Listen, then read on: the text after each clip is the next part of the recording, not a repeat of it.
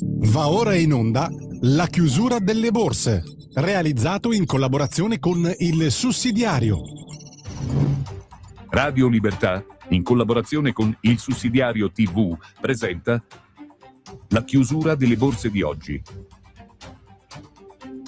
Buonasera, mercoledì 10 giugno, chiusura delle borse europee. Andiamo subito a vedere come hanno chiuso le principali borse del vecchio continente, quasi tutte al ribasso.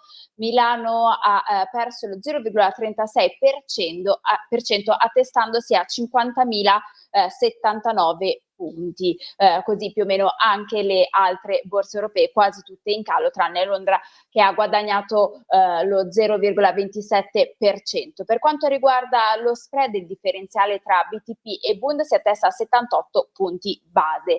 Oggi è stato il giorno dei dati dell'inflazione americana, inflazione che ha accelerato negli Stati Uniti. I prezzi al consumo in maggio sono saliti del 4,2% in linea con le attese e rispetto al più 3,8% di aprile. L'indice core si è attestato al 2,9%. Per quanto riguarda il FTSE MIB, abbiamo l'Automatica che guadagna un più 3,75%, bene anche Banco BPM e Poste Italiane. Per i titoli invece che hanno performato in negativo troviamo Prismian che cede il 5,9%, Stellantis e Campari l'1,40%. Io vi ringrazio per essere stati con noi.